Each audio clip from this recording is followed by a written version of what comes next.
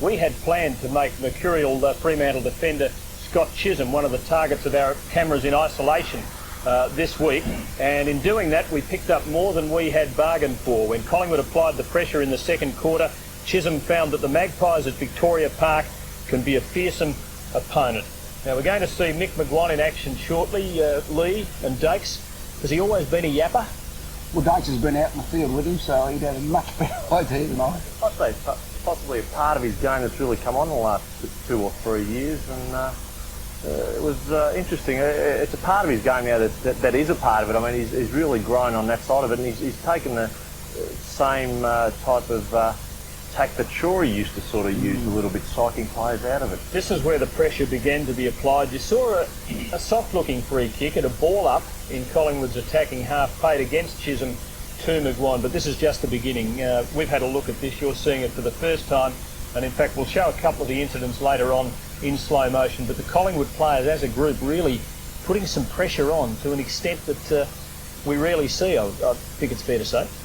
Well, I know after the game that the questions were being asked, were there racist comments directed at Chisholm, and we certainly asked both coaches and Mick McGuane after the game for their thoughts. Everyone involved denied that there'd been anything racist said. We have to be satisfied with that, but I think it's fair to say whatever Mick said to him certainly did upset him. I think that's buried now. Yeah, I think what happens in games, I mean, there's a normal intensity that sort of like goes throughout the whole 4 quarters, but it has its hot patches.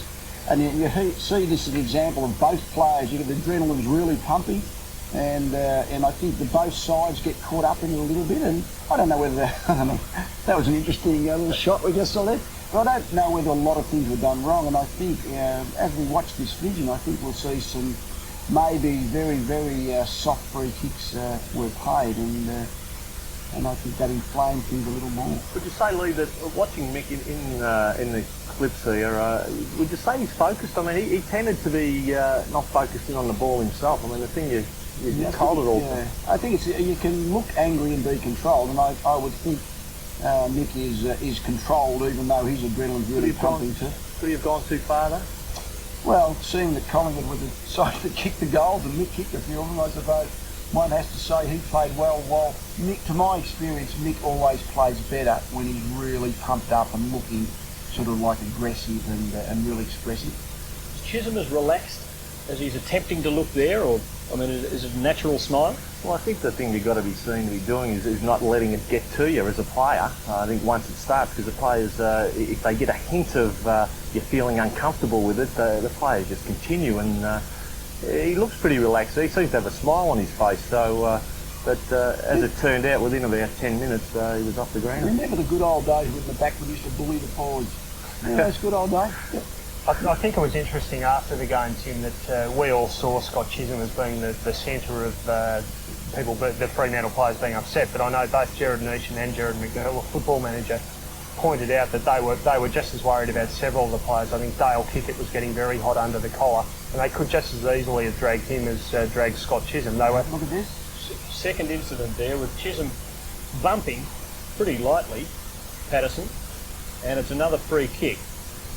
And so Collingwood were given a second shot at goal without there being a centre bounce. And I think there you really see Chisholm starting to look rather rattled. Yeah, How about after that? How about the Collingwood player, McDonald, then coming in as Chisholm was making his way? I mean, a free kick was originally paid for a bump, and then McDonald's come in to remonstrate. So, well, I think we've looked at this a couple of times, and I think we all felt the initial one that McGuane got was probably a well-acted one, but probably it was there, but Chisholm did give him a shove off the ball.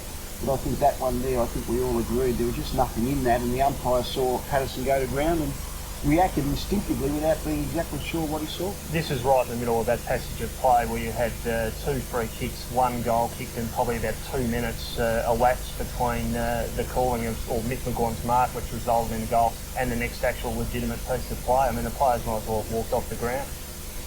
We might have a look at 2 of the incidents in slow motion. Firstly, the one where Chisholm is penalised for pushing McGuane at a ball up, and Mickey does make every little bit out of it that he possibly can, even down to the facial expression, which was beautifully conducted.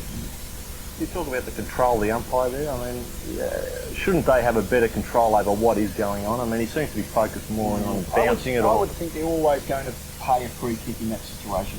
I mean, Mick certainly went with it.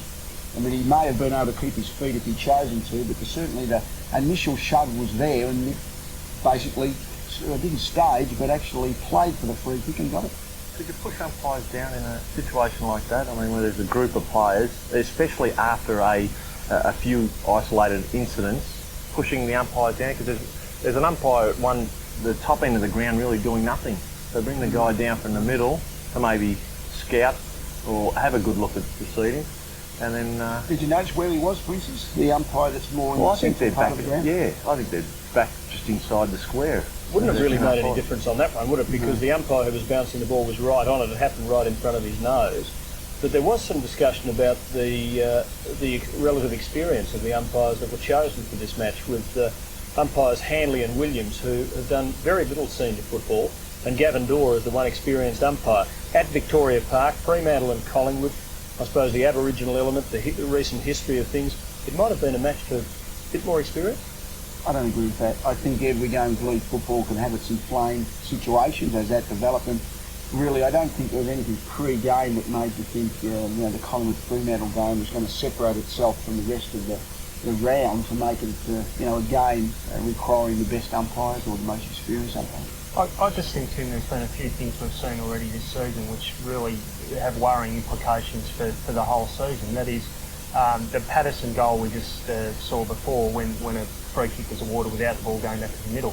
That's the second time we've seen that already this season. I doubt whether any of us have seen 2 or 3 of them in the previous 10 years. Now we've seen 2 in 4 weeks. That worries me. Let's have a look at that second one, with Stephen Patterson being bumped not too vigorously by Scott Chisholm, and this delighted Patterson's teammates, who all came in to let Chisholm know that he'd served the black and white rather well. Now, you'll see, as Dakes pointed out earlier, McDonald comes in from Chisholm's right and meets him about as solidly as Chisholm met Patterson in the first place. So if one was a free kick, should there have been a reversal? And I think Stephen Patterson gave us a fantastic example of buckling the knees and allowing yourself to go to ground. It's a fantastic skill, and many players, many free kicks, and that was not even in general play, but that's it. You receive contact, buckle the knees, go to ground, and there's always a chance the umpire will seize the movement, and the players will get free kicks. That's a big part of it now, the exaggeration. Absolutely. I don't see how the umpire could have seen that supposed retaliation from Scott Chisholm and paid the free. I mean, there's absolutely nothing in it at all. Lee, I must ask you, before we go to Tony Shaw's press conference, the racial issue was obviously in the media's mind, and we'll get to that with Jared Neesham's press conference a little later.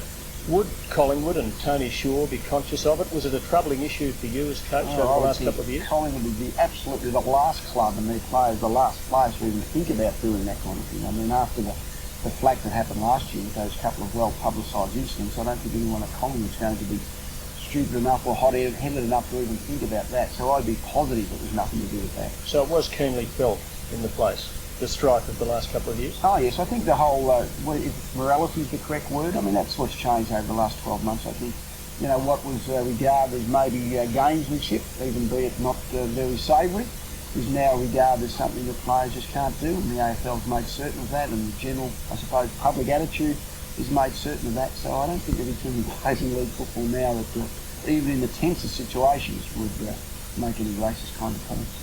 Is it something that the players discussed as a group last year when it first emerged on Anzac Day, or is it something that they've had to work out for themselves?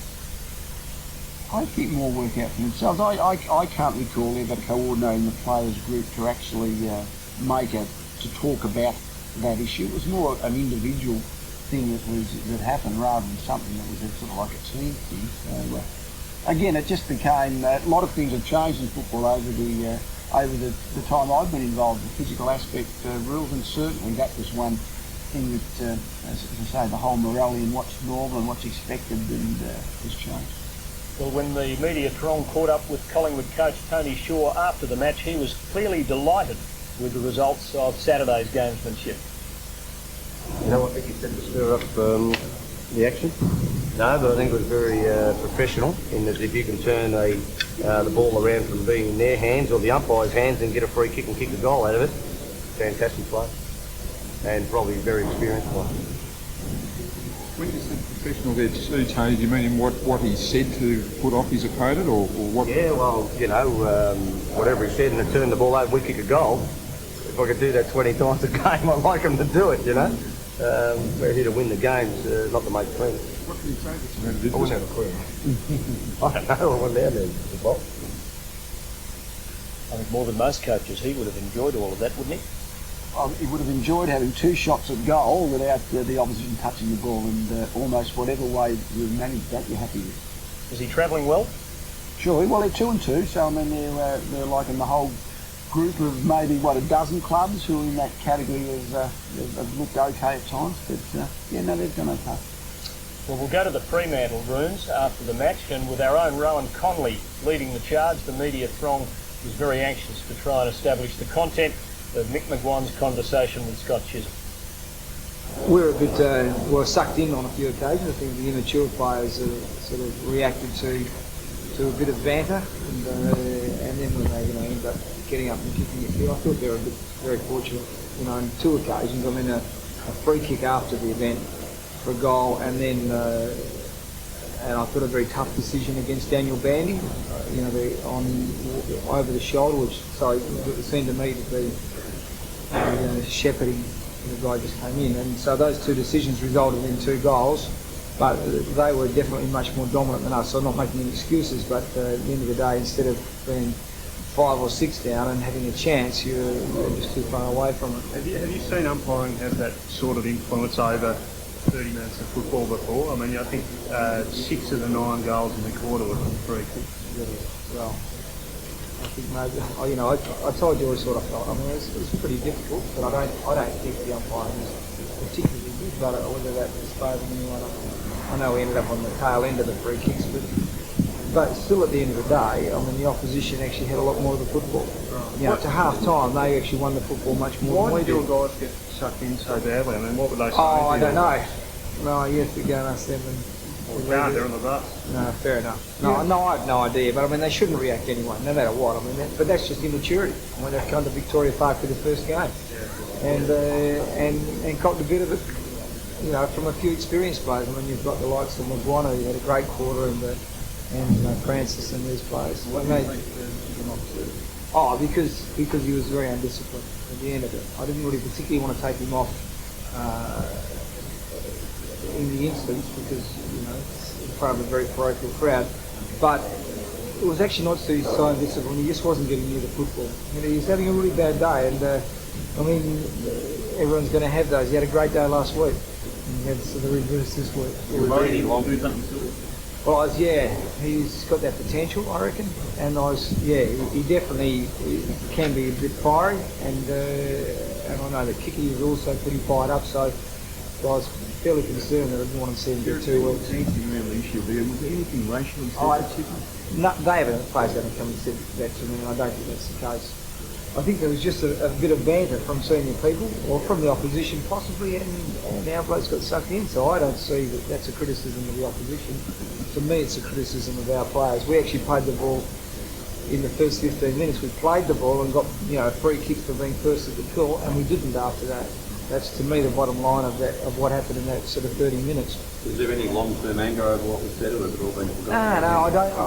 I haven't spoken to the players about it. That's not an issue for us. I mean, none of those kids who come to me and come up and said, that's not an issue. I tell you, the issue is at half-time, the statistics say that we had 70 possessions less than the opposition.